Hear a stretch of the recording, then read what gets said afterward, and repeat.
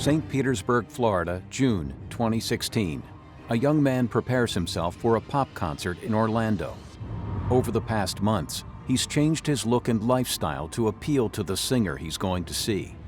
He tried to become what he imagined in his own way to be her perfect future partner. Getting hair implants and teeth whitening and eye surgery and losing so much weight. These are all very significant things that he's doing, and he's committing time and he's committing resources to this. He thought that there was a real way that she would fall in love with him if he looked the way she would want him to.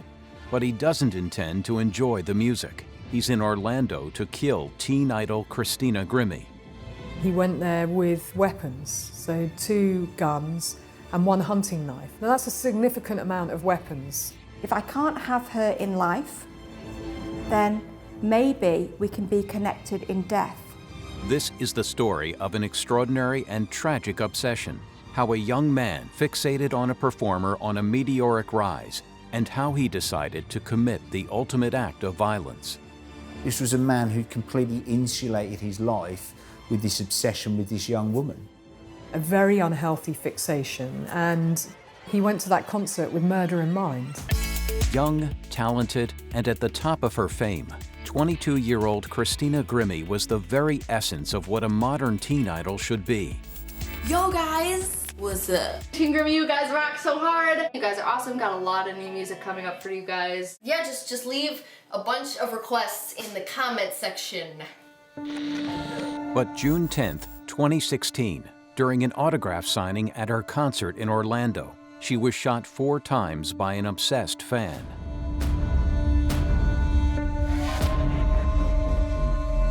So just who was Christina? And what had led her to fame, and ultimately to this awful tragedy? Christina Grimmie was of Italian-Romanian descent, and she was born into a very loving home in Malton, New Jersey. And that's where she grew up with her brother Marcus, who she always remained close to. In fact, he worked for her as a road manager when she was touring. Clearly this was a close, loving family, and she had a happy childhood. Christina's talent was evident from a very young age. She grew up and she was immensely talented, and she was a great singer, and her dad got her piano lessons, but she largely self-taught. This was somebody that had done it all by herself. Her passion for music was undeniable, but there was more to Christina than just musical talent. To be a rising star, as she definitely was, you have to be more than just a great voice. She had a unique ability to connect with her audience, and that's really what makes a star. That's what makes an artist. And she was one of the very first, I think, of a generation of artists who started to use YouTube as a way of communicating with her fans. Hello, it's Christina. I'm gonna be doing a cover of Elastic Heart by Sia. Amazing song. Much like a lot of teenagers, she started doing her own covers, and they had a massive impact. One song that she did with another YouTube star ended up having 120 million views. And also she had incredible sort of fan engagement, where she'd speak to fans and she'd get them on side and chat to them, and she'd reply to their comments. And she became very, very successful on YouTube. She had 3.5 million subscribers. And this is all contained from her own room. You shout it loud, but I can't hear a word you say. I'm talking loud, not saying much. And she got really big quite quickly online, and it was all through her own sort of hard work, and it was her own ingenuity. Friday, new video, all the time. Great. Love you guys, bye! She was doing everything right, I suppose, on the path to fame and getting her own music out and having success. Couldn't lie, couldn't lie, couldn't lie. Everything that kills me makes me feel alive. I've been losing She sleep. gained huge popularity via her YouTube videos, and she was just generally seen as a talented, warm and vivacious woman who had everything going for her. We'll be counting stars. But it was when Grimmie auditioned for The Voice that she really shot to national fame. Christina auditioned for the 2014 issue of The Voice in America, and she walked on stage and sang Wrecking Ball by Miley Cyrus. And so impactful was her version of the song that 3 of the judges immediately turned round before she'd finished the first verse. And that was Shakira, Usher, Adam Levine from Maroon 5. So you can really see the instant talent this girl had. Christina made it all the way to the final show that year, eventually finishing 3rd. And with that, the audience followed her journey. They saw her and they saw her wanting to be a star. They joined in with the highs and lows of that. They really connected with her.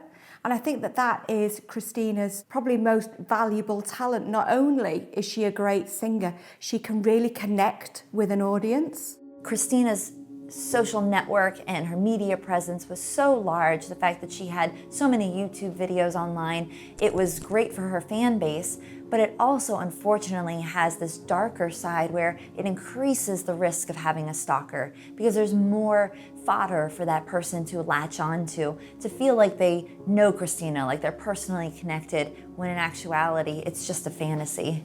And ultimately, I think that's what led to the obsession that Kevin Loble developed for her. Kevin Loble wanted to change Christina's life. Kevin Loble was a 27-year-old who lived with his brother and his father. And what we know about him is actually very little. And that in itself is very telling. Everybody who knew him said that he lived the life of a hermit. He had been going through school, and there were some unusual things about him, but nothing that raised a ton of eyebrows for particularly his family. When he was about 21 years old, his mother was pronounced dead after an accidental aspirin overdose. So we can imagine that really impacted his life. And his father had entered into another relationship, which was rather fractious on the part of, well, both him and Kevin, because the police had been called to various domestic violence incidents between the girlfriend and Kevin Loble's father and Kevin himself. One very sad aspect of this case for me is that the people who Loble lived with didn't know that he had a growing obsession with Christina Grimmie because they didn't know what he was doing when he was alone in his bedroom for hours and hours at a time. As much as he was withdrawn from other people, the people around him were withdrawn from him, and that shows you just how isolated he was and just how lonely he probably felt. In fact, the only person who did enter into Loble's bedroom was, by her television appearances and YouTube videos, was Christina Grimmie. Thank you, Team Grimmie, for staying with me this whole time. You so deserve this album. You deserve it more than anyone in the world. Without having met Kevin, it's difficult to say exactly what was going on. However, we can tell from his behaviors, such as putting aluminum on his windows, using earplugs, that there was something unusual going on. Happy, healthy people don't act the way that Kevin did. For instance, he had perhaps some executive functioning deficiencies where it was very difficult for him to feel comfortable with people, light, noise, things that for us are absolutely normal, but for him is almost overwhelming.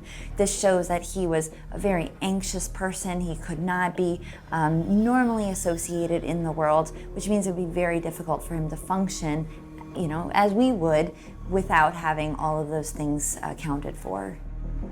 Loble, in many ways, fits the blueprint of a celebrity stalker, but in other ways is completely different.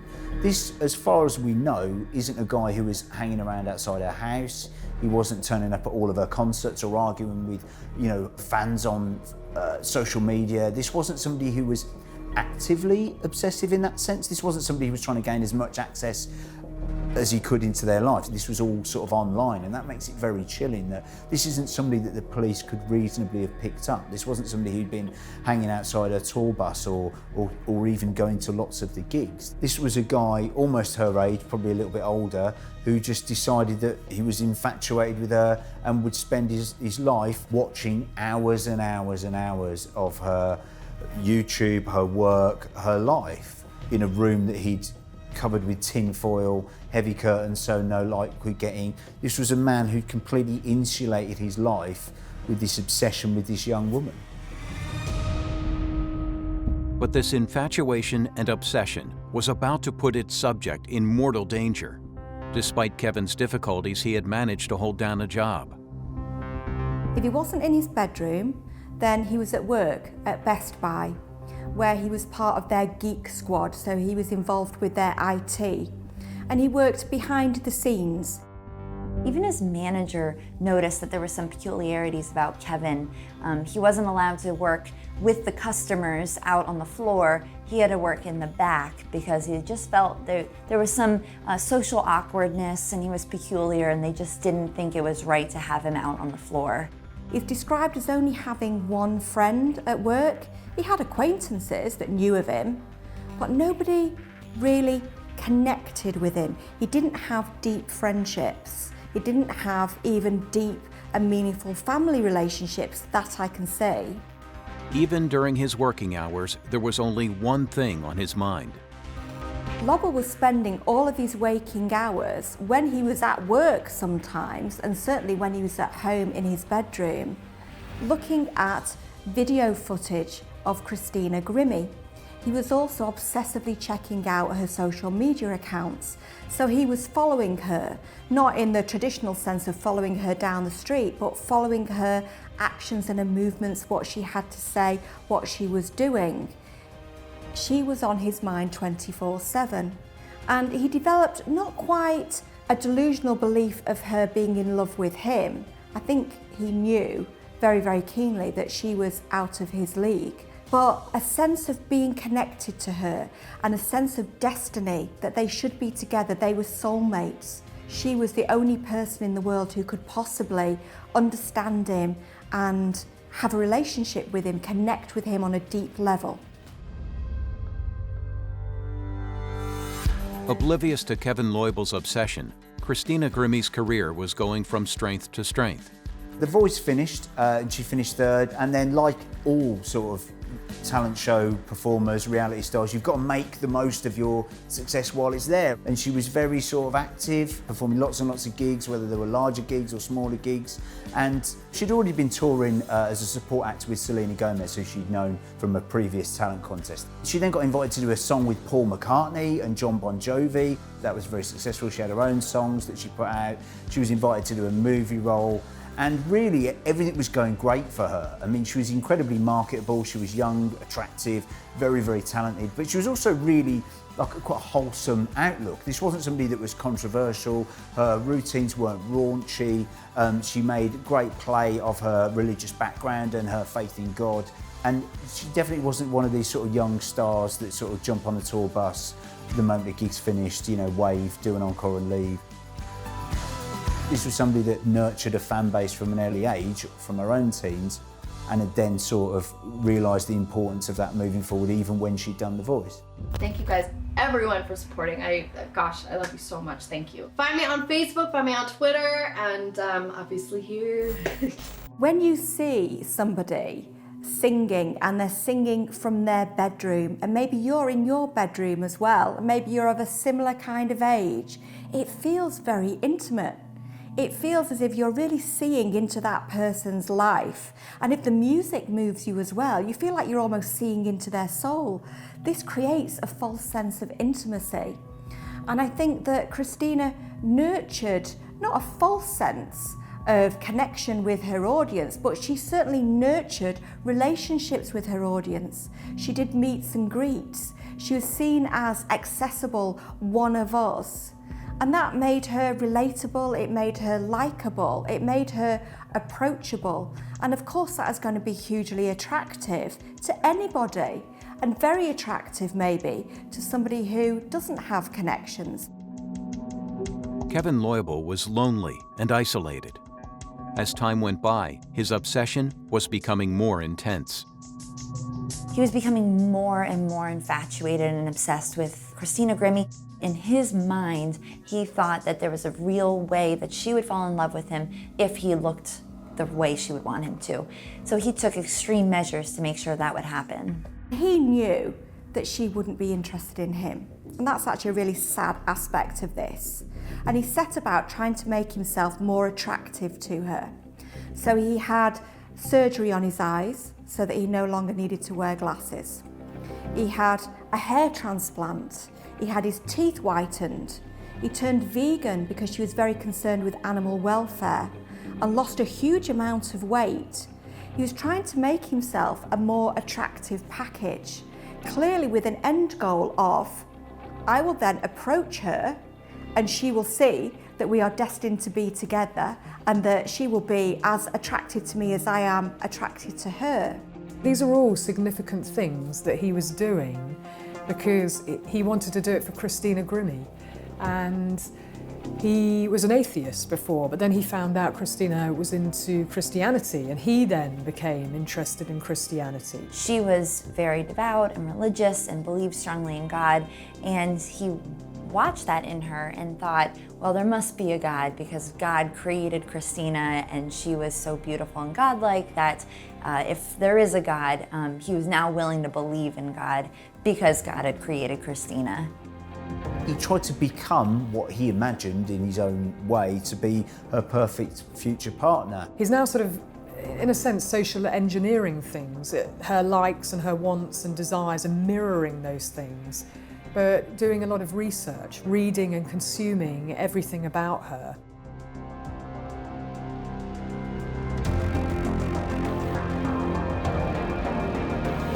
The fact that he believed that his body transformation would be enough to get her to fall in love with him does speak to the lack of executive functioning. The fact that he believed that that would be enough for her to fall in love with him speaks to the delusional behaviors and thinking that he had. While he was taking these steps, really extreme steps, he felt he was doing something. He had mastery over his life. He had a goal and he had a hope. But when it got to it, I think he knew that it was fruitless. And I think this is where the trigger point comes for him, where his fantasy bangs up hard against the reality. His behavior in work wasn't going unnoticed by his colleagues. They started noticing that he was watching her videos on YouTube all the time, really obsessing over her social media, and really talking about her a lot. They would tease him because they knew he was getting these hair implants and going to these significant lengths to try and impress her. And he was saying, she will be my wife. Again, really distorted cognition because he didn't even know her and she didn't even know him. They've teased him about this and said that he was really infatuated with her. And when they did that, he would often get very defensive and angry. Apparently he said, oh no, I play computer games with her. A total fabrication of fantasy. But clearly he was coming up against other people questioning his fantasy, and he found that difficult and uncomfortable. Difficult and uncomfortable because it meant that he had to face some realities and truths about himself. He didn't have the skills to affect what he really wanted in life, which was to establish this connection. The only person who tried to intervene during this escalation of events was Kerry Daynes, his friend at work. Kerry Daynes was Kevin's one and only friend, and he knew everything about Kevin's obsession with Christina from the very beginning. During this time, Kerry Daynes became very nervous about Kevin's behavior and actually reported it to his manager at Best Buy and said, I think this is impacting our relationship, and I think that Kevin's behavior could be problematic in the future. But Kevin's behavior wasn't deemed to be a cause for concern. Guys in the office were a bit uncomfortable with his Christina Grimmie obsession, but he wasn't violent. He hadn't previously been violent. He'd been involved in a domestic argument, but this wasn't a guy that was feared in his local area. He was probably somebody that you didn't mix with, but it wasn't somebody that you'd be scared of. When Corey Dennington's plea for help was ignored, and Kevin seemed to become more and more engrossed in Christina Grimmie's life, Corey tried to talk to Kevin himself. Corey Dennington became really concerned with Kevin's behavior, particularly when this infatuation became almost an obsession. It was what he talked about all the time, and he said that Christina Grimmie was his soulmate. And even though Corey was looking out for Kevin, trying to tell him this was not going to happen, this is not realistic, he was going to too far extremes to try to get Christina, it was beyond what Kevin was willing to hear. His delusions were too strong, too overpowering, and despite Corey really looking out for him and trying to help him, Kevin got very upset, angry, and would ultimately retract whenever someone tried to tell him that this was just a delusion. At that point, when somebody's talking in those terms about someone that they don't even know, again, you've got to ask questions about that. It's one thing to be a fan, and fixation is normal to some degree. We all have bands that we love, or singers, or sports that we enjoy, or sports personalities, but it's at what point it becomes pathological. And so pathological extensions in this case are things like, he becomes a recluse in his online gaming, almost to the detriment of everything else. So he's not interacting in the real world. And the level of entitlement and the disproportionate behaviour that he's displaying, i.e. Getting hair implants and teeth whitening and eye surgery and losing so much weight, these are all very significant things that he's doing, and he's committing time and he's committing resources to this and changing from being atheist to Christianity. Why weren't people asking questions about this behaviour? Kevin's life was spiraling out of control. His infatuation had long passed the point of obsession. But the darker side of this one-sided relationship was emerging. There's always a trigger point. So what changed for Lovell that he became not just an intimacy-seeking stalker, which is how I would describe him, albeit in a rather strange and idiosyncratic way, but he became a predatory stalker. So a stalker with the intent of killing his victim. He did appear to be very angry whenever there was images of Christina published with her arms around her producer, even sort of inane sort of footage of her with male co-stars, celebrities, people that would naturally be in her orbit, and he would freak out when he saw images of her with any other man. Also, his work colleagues were teasing him, saying that she has a boyfriend, and kept teasing him about that. Now, was that playing over and over in his head? There are always trigger factors, and I would expect that to be present, these kinds of trigger factors, risk factors, that to the outside world may be seen as nothing, but actually to the obsessed, fixated individual, just the fact that she is dating someone else, in his mind, that would be a very serious transgression, and he would be very resentful and angry about that. I believe the trigger for Kevin was seeing the picture on TMZ of Christina with her producer. At that point, this delusion that he had that he was going to end up with Christina, happily ever after, came crashing down. Even though his friend told him this isn't going to happen, people at work would make fun of him, in his world, he was still seeing this as a possibility. But having the reality hit him like a ton of bricks, seeing Christina with this producer, looking a little too friendly for Kevin's liking, just ended it for him. It was this event that finally pushed Kevin over the edge. At that point, he realized that if he couldn't have Christina, then nobody could.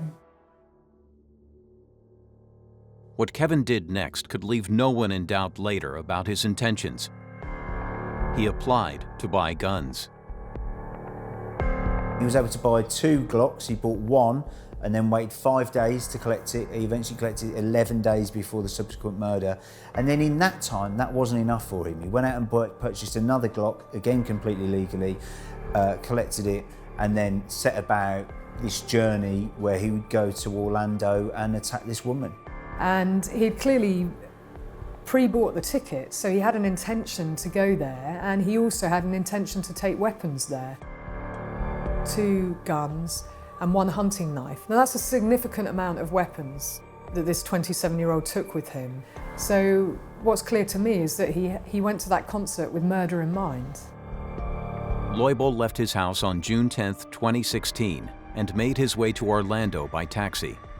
Leubel took the taxi journey, which was an hour and a half from his home to Orlando, and he checked himself into a very expensive hotel, but he didn't take anything with him. He went with a very specific focus and intent. He was going to kill her and very likely kill himself also at the scene.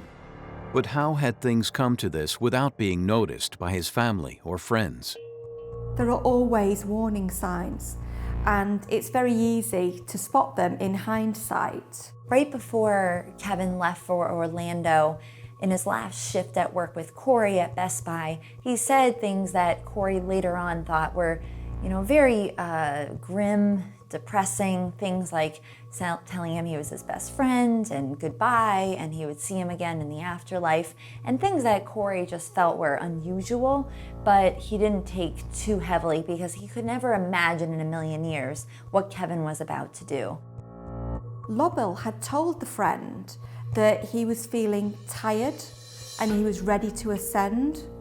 That's a very strange use of words, but what he's saying is, I'm tired. So my mood is low and I am ready to die.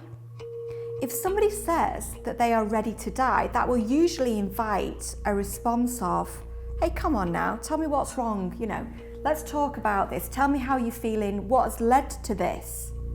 But it didn't in this case. It just seemed to pass by, noticed, but not actioned. I just think it's very sad that nobody reached out to him in that moment. With no intervention to prevent what would happen next, Kevin carried on with his deadly plan. When Kevin arrived at that hotel at the Marriott after having traveled from St. Petersburg, Florida to Orlando, you can imagine he knew what he was going to do. He had been planning this for weeks. There would be a mix of anxiety and excitement, anxiety over knowing that he would have to murder Christina, but also excitement. He didn't see this as a negative thing. He saw it as saving her, letting her be reunited with God versus this horrible person, which could, in his mind, have represented the devil. It's akin to what we see with family annihilators. Sometimes when people are getting divorced or separating, a husband or wife will feel like, if I can't have that family, then nobody can. And they act out in such an extreme and delusional, detached from reality way by killing their whole family. And you can see that almost in the same way here. He would rather have her dead than imagine her with anybody else. So he wanted to make sure that she was dead. Multiple guns, multiple magazines, just to make sure that he had enough to ensure the kill occurred when he went to see her in Orlando. Leubel made his way to the Plaza Live, where Christina Grimmie was getting ready to go on stage. The fact that he manages to get to this concert that looked very intimate, and not just walk into the concert, but actually have 2 firearms on him and a hunting knife, you would think that there would be some security checks to be able to get into the room, but perhaps there wasn't. And what was obvious from looking at some of the footage from the concert is that he really stood out, because he was much older in proportion to the younger crowd that were there to see Christina Grimmie, and the fact he was very much stood on his own, to me, just looking at the picture, stood him out immediately. We know from video footage that Leubel stayed at the back of the crowd and watched the concert with Christina, which blows my mind, because here he is watching this woman who he says that he loves, is his soulmate. He's watching her perform and interact with the audience, knowing what he has in store for her.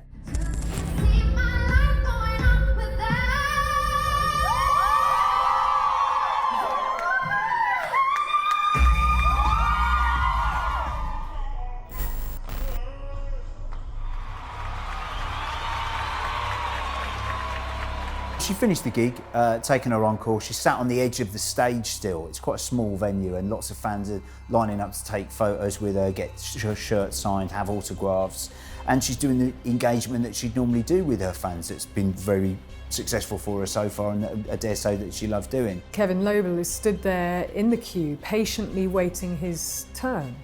And that again is a very interesting point, that he doesn't choose just to discharge the weapon inadvertently at any point. He wants her full attention. He wants her to see him, and see him for the first time. In his mind, there is a connection between the two of them. So he calmly waited for his turn to talk to Christina, but actually he was never going to talk. There was no interaction. This was his big opportunity to say, I love you, I want to be with you, what do you say? But he didn't take it. Why not? He'd gone to such extreme measures to change his appearance. He'd spent money and time. You know, it's painful having a hair transplant. Why didn't he do that? It's because he knew that it would be fruitless. And this is when a stalker moves into the territory of thinking, well, if I can't have her in life, then maybe we can be connected in death. And in killing that person, they feel that they are creating a special kind of bond, perverse as that sounds. And in killing himself as well, they can be together in the next life, because he knew that they were never going to be together in this life. As Kevin moved closer and closer to his victim, nobody in the area suspected anything unusual and had no idea what was about to happen. This isn't a high-risk concert. The genre is a pretty safe genre. It's sort of teenage pop. It's a YouTube and talent show star performing, you know, famous covers, and it's all been sort of very family safe and nice. Christina's brother Marcus was stood to the side of her as she was meeting with her fans after the concert.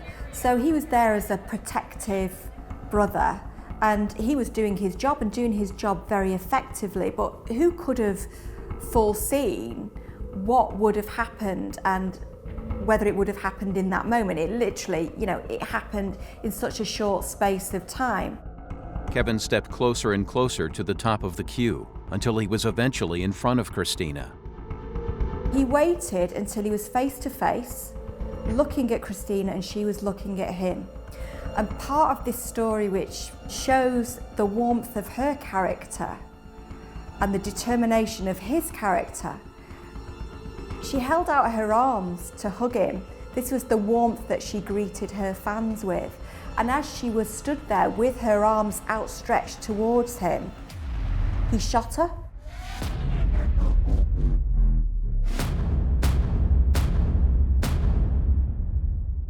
He had fired 5 rounds, 4 of which hit her. 3 were in the torso, and 1 was in the head from point blank range. He was able to abuse that trust that she had with her fans, that relationship she had with her fans, in the most twisted and cruel way.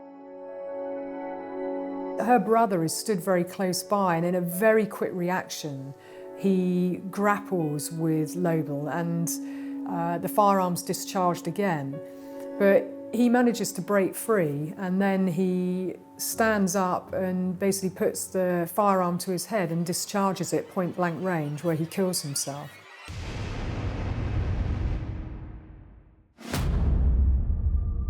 When you're in any kind of a scenario like that, time slows down. So even though he shot her multiple times, he might not have felt that it happened so quickly. It might have felt like it lasted a much longer time, which really explains why he immediately took the gun to himself and decided to kill himself. He didn't seem like he had any interest in killing anybody else at that location, not any of the other visitors, none of the people that are fans or autographs, or her brother, who was also there. It seemed like it was more of a one-on-one between Kevin and Christina, and he had decided immediately after shooting her he was going to kill himself. There again, you can see there's a very clear intention that he had in mind, that he wanted Christina Grimmie to see him. He wanted time together, in a sense, in his mind, as distorted as that is. And no doubt he felt they would be reunited together in heaven because they were soulmates, in his mind.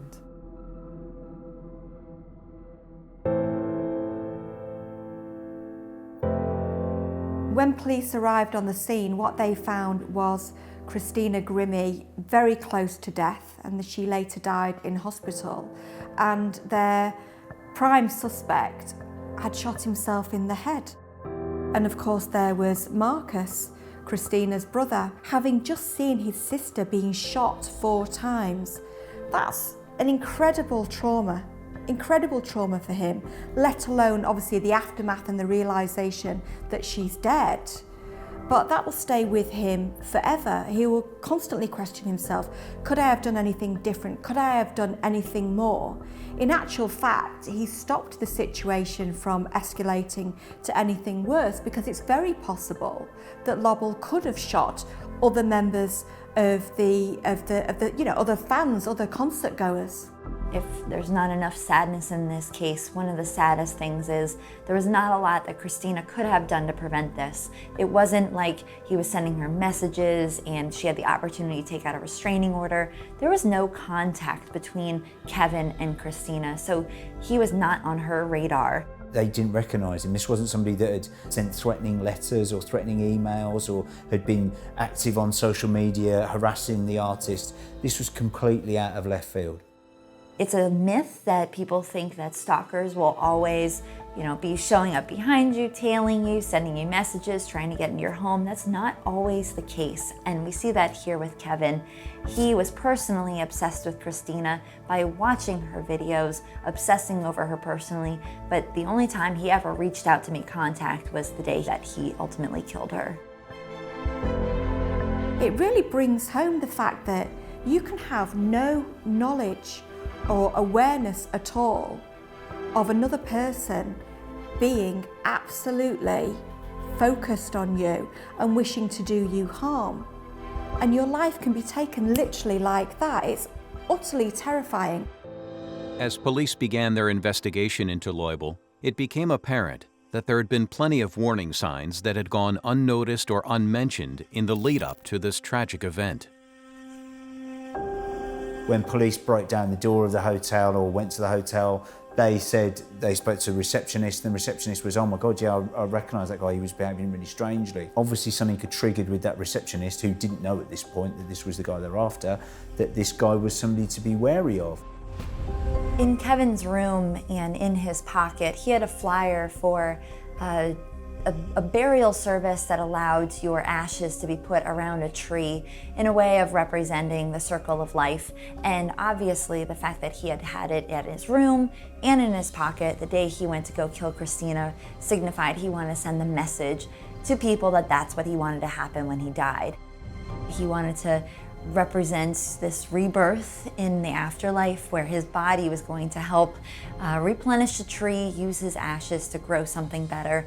So he still did not think of himself as a bad person. He thought of himself as this good person. He wanted to do good in his life after he was dead, which again speaks to his delusional thinking.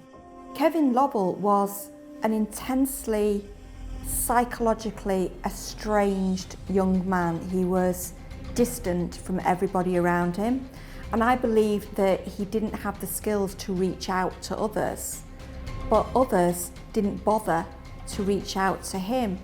And just because you haven't got the skills to connect with other people doesn't mean that you don't desperately want those connections.